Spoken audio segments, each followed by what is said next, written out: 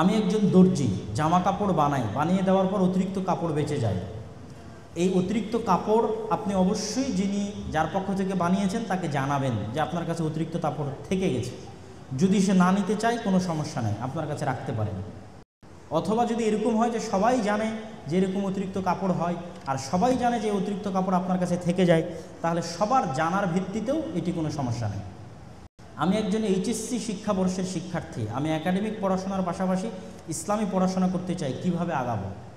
সবার আগে কোরআন বিশুদ্ধ করতে হবে, কোরআন পড়তে পারতে হবে। এটা যে 1 নাম্বার। এই জন্য আমরা দাওয়া ইলাল্লাহর পক্ষ থেকে দেশব্যাপী আমাদের মক্তব পরিচালনা, মক্তবের ট্রেনিং, যারাই ট্রেনিং নিতে যায় তাদের যাতায়াত খরচও আমরা বহন করি। এখন পর্যন্ত 400-র অধিক মক্তব, বগুড়ারও বহু মক্তব গেছে আমাদের জামিয়া সালাফিয়াতে ট্রেনিং নিতে। আমরা ট্রেনিং দেই এবং যাতায়াত খরচ, থাকা খাওয়া সব আমরা বহন করি। তো এই কোরআনের গ্রুপ স্টাডি চালু করতে হবে ছাত্রদের মধ্যে, স্কুল কলেজ সবগুলোতে কোরআনের গ্রুপ স্টাডি চালু করতে হবে, যে তারা কোরআন শিখবে, পড়া শিখবে। কোরআন যদি পড়া শেখা হয়ে যায় তারপরে কি? তারপরে সবার আগে লাগবে হচ্ছে আজকে যে আলোচনা করলাম, তাওহীদ, শিরক, বিশ্বাস, ঈমান। ঈমানের যে 6টি পয়েন্ট আছে, এই 6টি পয়েন্টের উপর জ্ঞান অর্জন। তারপরে লাগবে ইসলামের যে 5টা বিষয় আছে, সেই 5টা বিষয়ের উপর জ্ঞান অর্জন। এইভাবে আস্তে আস্তে সামনের দিকে আগাতে থাকবে।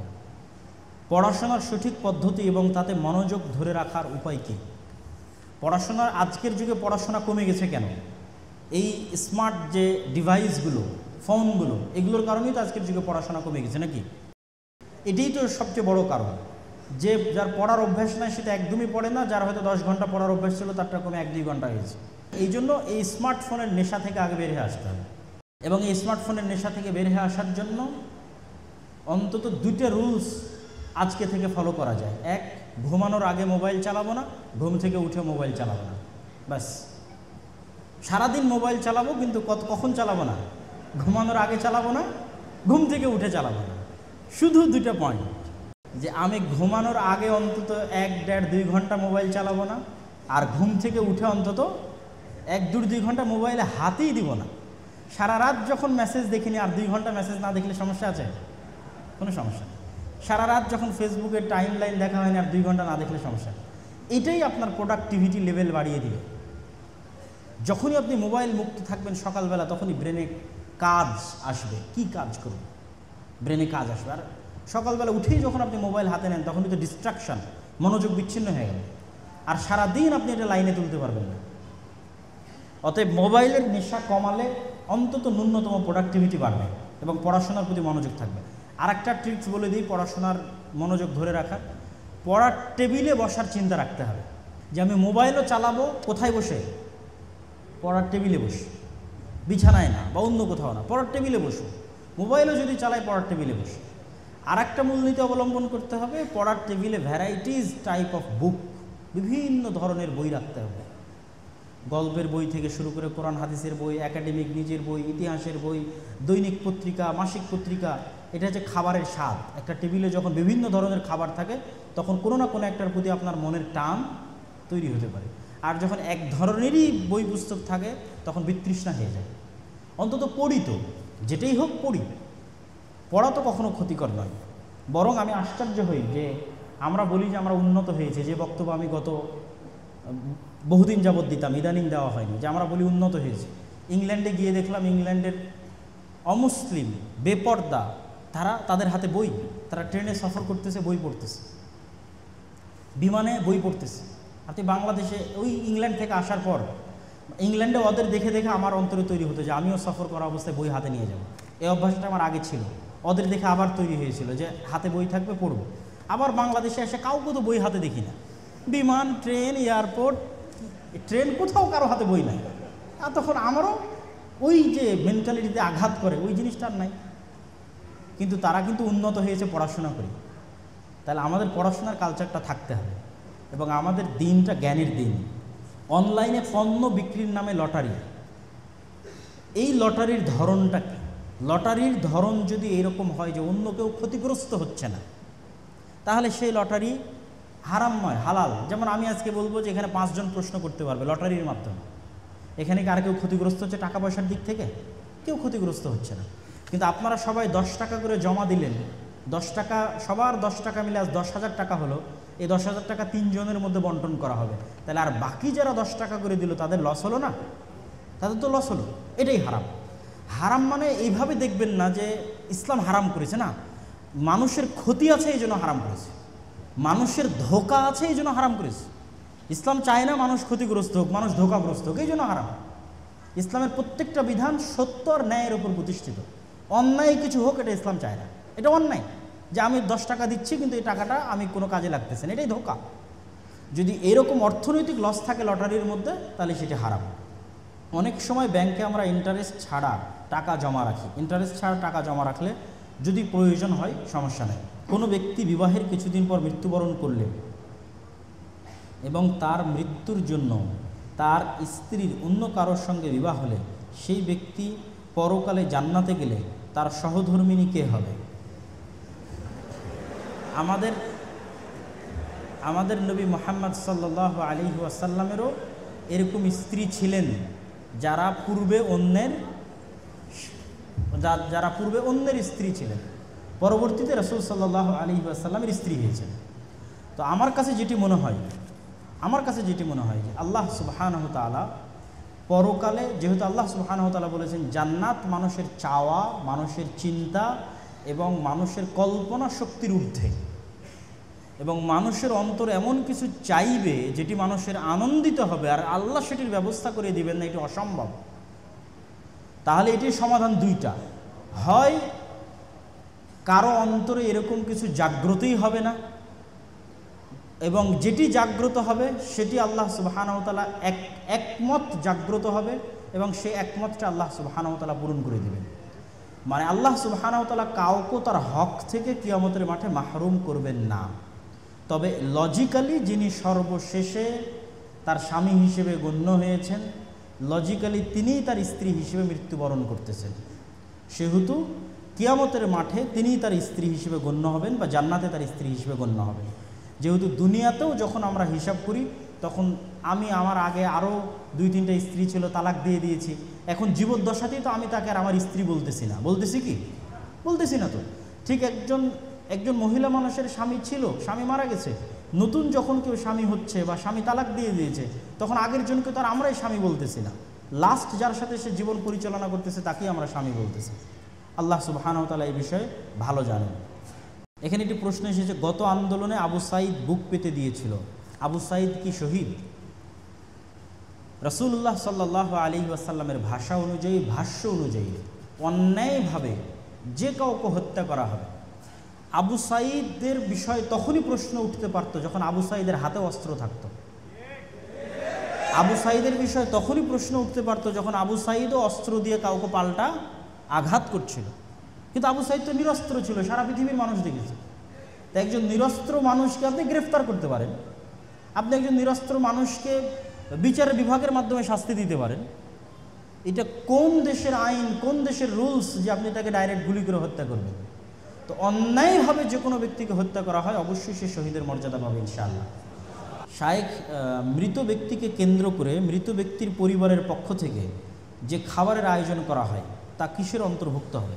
রাসূল সাল্লাল্লাহু আলাইহি সাল্লামের সুন্নাত হচ্ছে, যেই বাড়িতে মাইয়েত মারা গেছে পাড়া প্রতিবেশীরা ওই বাড়িতে খাবার পৌঁছে দিবে, আর সেই বাড়িতে কোনো খাবার রান্না হবে না, অন্তত 3 দিন সেই বাড়িতে কোনো খাবার রান্না হবে না, পাড়া প্রতিবেশীরা সেই বাড়িতে খাবার পৌঁছে দিবে। কিন্তু এটা আল্লাহ রাসূলের আদেশ, হাদিস। আপনি যদি আজকে যাওয়ার সময় বই পান তাহলে রাসূল সাল্লাল্লাহু আলাইহি ওয়াসাল্লামের সালাত বইয়ে অথবা মুমূর্ষু থেকে কবর পর্যন্ত বইয়ে সে বই পাবেন, এই হাদিস দেওয়া আছে। আমরা সেটিকে উল্টিয়ে নিয়ে কি তৈরি করলাম, যেই বাড়িতে মৃত ব্যক্তি মারা গেছে সেই বাড়িকে খাবারের নামে আনন্দের উৎসবের জায়গা পরিণত করা হবে। যে গরু জবাই হচ্ছে, খাসি জবাই হচ্ছে, মানুষ আনন্দের সাথে সেখানে এসে খাচ্ছে, অথচ মানুষের সেখানে কষ্ট পাওয়া উচিত।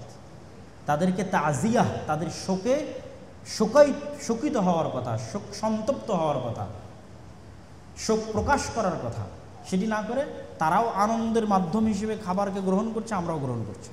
তো একটি মৃত বাড়িতে আনন্দের যে সিম্বল, সেই সিম্বলগুলো থাকুক, এটা লজিক্যাল নয়।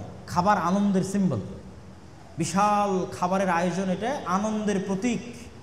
বিয়ে বাড়িতে বিশাল খাবারের আয়োজন হয়, এই বাড়িতে তো মানুষ মারা গেছে, সেখানে আনন্দের প্রতীক কি করতেছে? এটা অযৌক্তিক। আমি কিভাবে আমার ব্যক্তিগত জীবনে এবং আমার পেশাগত জীবনে সফলতা অর্জন করতে পারি, এমন কোনো আমল আছে কি যেটির দ্বারা আমি নিজের প্রতি বিশ্বাস ধরে রাখতে পারবো? নিয়মিত 5 ওয়াক্ত সালাত জামাতের সাথে আদায় করা। নিয়মিত 5 ওয়াক্ত সালাত জামাতের সাথে আদায় করলে আপনার অন্তরের উপর আপনার কন্ট্রোল ক্ষমতা প্রতিষ্ঠিত হয়।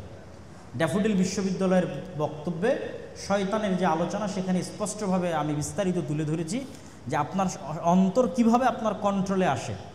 যেমন আল্লাহর নবীর শয়তান ইসলাম গ্রহণ করে নিয়েছিল, আত্মসমর্পণ করেছিল, আপনার শয়তান আত্মসমর্পণ করবে যদি আপনি অন্তরের সাথে এই ফাইটে জিতে থাকেন, জয়যুক্ত থাকেন। কি 5 ওয়াক্ত সালাত আমি আদায় করবই করবো, এর চেয়ে জরুরি কোনো কাজ নাই, আর আমি মসজিদে গিয়ে জামাতে আদায় করবো। এই ফাইটে যতক্ষণ আপনি জয়যুক্ত আছেন, ততক্ষণ আপনার অন্তরের উপর আপনার কনফিডেন্স, আপনার কন্ট্রোল, আপনার ব্যক্তিগত পেশাগত সকল জীবনে আপনার সফলতা আপনার হাতে ধরা দিবে ইনশাআল্লাহ।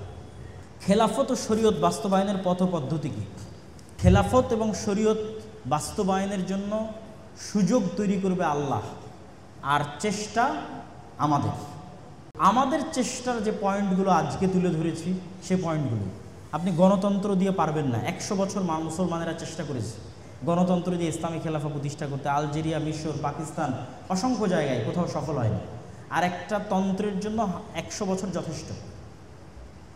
তাহলে আপনাকে কি করতে হবে? শক্তিশালী প্রতিষ্ঠান তৈরি করতে হবে, ব্যাপক দাওয়াতি কাজ করতে হবে। শক্তিশালী প্রতিষ্ঠান আর ব্যাপক দাওয়াতি কাজ, এরকম 5 আগস্ট প্রতি 15-20 বছর পর পর আপনি চান্স পাবেন, আসবে আবারও 15-20 বছর পর। এই সিস্টেম যদি থাকে, এটা জালেম সিস্টেম, এই জালেম সিস্টেম আবার জালেম তৈরি করবে, আবার স্বৈরাচার তৈরি করবে, আবার আপনার জন্য সুযোগ আসবে। এই 5 আগস্টের সুযোগ আপনারা হারিয়ে ফেলেছেন এই দুইটা না থাকার কারণে। তাহলে এই দুইটার পিছনে ইনভেস্ট করেন, আবার যখন এরকম 5 আগস্ট আসবে, আল্লাহ সুযোগ তৈরি করে দিবে, তখন আপনাদের জন্য সুযোগ তৈরি হবে। সুযোগ তৈরি হলে কাজে লাগানোর সক্ষমতা থাকতে হবে, সেই সক্ষমতাটা তো আমাদের নাই। এটা তো এই 5 আগস্ট আমাদের চোখে আঙ্গুল দিয়ে দেখিয়ে দিল যে এই সক্ষমতা আমাদের নাই। হিন্দু ছেলে মুসলমান মেয়েকে বিয়ে করতে চায়, ছেলেটা মুসলমান হতে চায়, এক্ষেত্রে বিয়ে জায়েজ হবে কিনা? মেয়েকে বিবাহ করার জন্য মুসলিম হওয়া ভিন্ন জিনিস, আর সত্যি সত্যি মুসলিম হওয়া ভিন্ন জিনিস। রাসূল সাল্লাল্লাহু আলাইহি ওয়াসাল্লাম কি বলেছেন? ইন্নামাল আমাল বিন্নিয়াত। আগে তাকে নিয়াত সাফ করতে হবে। আমি একজন মেয়েকে ভালোবাসি, তাকে পাওয়ার জন্য মুসলমান হব, এটির দরকার নেই।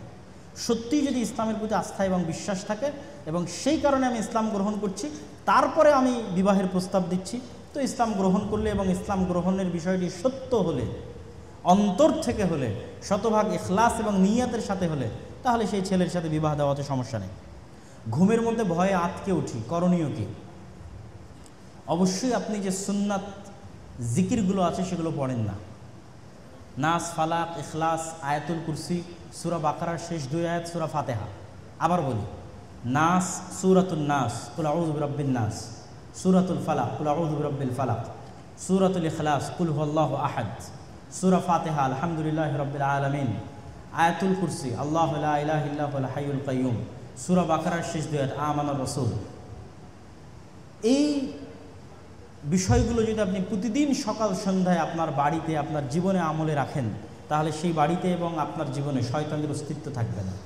আপনি ঘুমানোর সময় হাতে হালকা থুতু ছিটিয়ে পুরো শরীরে মেখে নেবেন, ইনশাআল্লাহ শয়তান থেকে আপনি মুক্ত অবস্থায় থাকবেন এবং ঘুমানোর দোয়া পড়ে ঘুমাবেন। বারবার ওযু নষ্ট হয়ে যায়, এমনকি ফরজ নামাজের সময়। প্রথমত দেখতে হবে আপনার ওয়াসওয়াসা না সত্যি নষ্ট হয়। অনেকের মনের মধ্যে ওয়াসওয়াসা কাজ করে, যদি ওয়াসওয়াসা কাজ করে তাহলে ওয়াসওয়াসা ঝেড়ে ফেলতে হবে এবং ওই অবস্থার উপরে সালাত চালিয়ে যেতে হবে, তাহলেই ওয়াসওয়াসা কমবে। আর ওই অবস্থার উপর সালাত না চালালে ওয়াসওয়াসা কমবে না। আর যদি মনে হয় সত্যিই হয়, তাহলে চিকিৎসা করাবেন, আশা করি ইনশাআল্লাহ পরিত্রাণ পাবেন। বিয়ে হবার অনেক দিন হয়ে গেছে, কিন্তু আমি নিঃসন্তান, সন্তান আসার জন্য কি করতে পারি? কোনো নির্দিষ্ট আমল আছে কিনা? দোয়াই তো নির্দিষ্ট আমল। আল্লাহ সুবহানাহু ওয়া তাআলার নিকটে কায়েমনো বাক্যে প্রার্থনা করা, চাওয়া, 2 রাকাত সালাত আদায় করে ক্রন্দন করা, আল্লাহর কাছে চাওয়া, এটিই তো নির্দিষ্ট আমল। কেননা ইন্নাল্লাহা আলা কুল্লি শাইইন কাদির, আল্লাহ সকল কিছুর উপর ক্ষমতাবান। আল্লাহ ইব্রাহিম আলাইহিস সালাতু ওয়াস সালামকে 80 বছর বয়সে সন্তান দিয়েছেন। জাকারিয়া আলাইহিস সালাতু ওয়াস সালামকে বার্ধক্যে যখন তার স্ত্রী বন্ধ্যা, তখন জাকারিয়া আলাইহিস সালাতু ওয়াস সালামকে আল্লাহ সন্তান দিয়েছেন। মারিয়াম আলাইহিস সালাতু ওয়াস সালামকে আল্লাহ পিতৃবিহীন, স্বামীবিহীন অবস্থায় সন্তান দিয়েছেন। আদম আলাইহিসসালামকে আল্লাহ পিতা এবং মাতা বিহীন অবস্থায় সৃষ্টি করেছেন। তাহলে যে আল্লাহ এগুলো করতে পারেন, ইয়াখলুকু মা ইয়াশা ইয়াহাবু লিমান ইয়াশাউ ইনাসা ওয়া ইয়াহাবু লিমান ইয়াশাউ যুকুর, আল্লাহর কোরআনের আয়াত এটি, যে আল্লাহ যা ইচ্ছা তাই সৃষ্টি করতে পারেন। আল্লাহ যাকে ইচ্ছা তাকে কন্যা সন্তান দান করেন, যাকে ইচ্ছা তাকে পুরুষ সন্তান দান করেন। তাহলে এটার ক্ষমতা কার কাছে? আল্লাহর কাছে। আর আল্লাহর কাছে পেতে হলে কি করতে হবে? দোয়া। আপনার দোয়া কত কায়মনোবাক্যে হচ্ছে, কত নত অবস্থায় হচ্ছে, কত ক্রন্দনরত অবস্থায় হচ্ছে, সেটির উপর নির্ভর করবে আল্লাহ সুবহানাহু ওয়া তাআলা এটিকে কবুল করা। নামাজ পড়ার সময় সাংসারিক চিন্তা মাথায় আসে, এ বিষয়ে করণীয় কি? আমি সব সুন্নাত সহ রোজা পর্দা করি, কিন্তু নামাজ পড়তে গেলেই অমনোযোগী হয়ে যাই। সালাতের ক্ষেত্রে অমনোযোগিতা দূর করার 1 নম্বর বুদ্ধি হচ্ছে সালাতের প্রস্তুতি। বেশিরভাগ ক্ষেত্রে 90% মুসল্লি সালাতের প্রস্তুতি গ্রহণ করে না। সালাতের প্রস্তুতি আপনি গ্রহণ করছেন, এটি বুঝবেন কিভাবে? আজান দেওয়া মাত্রই সকল কাজ স্টপ, আজান দেওয়া মাত্র শাটার বন্ধ, আজান দেওয়া মাত্র ল্যাপটপ বন্ধ, আজান দেওয়া মাত্র মোবাইল বন্ধ, আজান দেওয়া মাত্র বক্তব্য বন্ধ, গল্প বন্ধ, এবার প্রস্তুতি শুরু। সালাতের একটা লম্বা প্রস্তুতি আছে। আপনি ভালোভাবে সুন্নাত অনুযায়ী উজু করলেন, সুন্নাত অনুযায়ী উজু করে ভালো কাপড় পরিধান করলেন, পরিধান করে মসজিদে গেলেন, পায়ে হেঁটে গেলেন, মসজিদে গিয়ে মসজিদের হক 2 রাকাত সালাত আদায় করলেন, তারপর অপেক্ষায় থাকলেন কখন জামাত হবে। এই লং প্রসেসের মধ্যে দিয়ে যে যাবে তার মনোযোগ, আর একজন জাস্ট উজু করেই জামাতে ঢুকে গেছে, এই 2 জনের মধ্যে আসমান জমিনের পার্থক্য আছে মনোযোগে। তা এটি সাইকোলজিক্যাল ব্যাপার, মনস্তাত্ত্বিক ব্যাপার। যে এই লম্বা প্রস্তুতি নিয়ে সালাতে যাবে অবশ্যই তার সালাতে মনোযোগ আর 10 জনের চেয়ে বেশি থাকবে। 2 নম্বর, সালাতের যে আয়াত এবং সূরাগুলো আছে, যে দোয়াগুলো আছে, এগুলোর অর্থ নিজের মাথায় গেঁথে রাখা। এগুলোর অর্থ যদি নিজের মাথায় গেঁথে রাখেন এবং পড়ার সময় মনে রাখার চেষ্টা করেন যে সেই অর্থ মাথায় রেখে আপনি পড়তেছেন, তাহলে কিছুটা হলেও আপনার মনোযোগ বাড়বে বলে আশা করা যায়।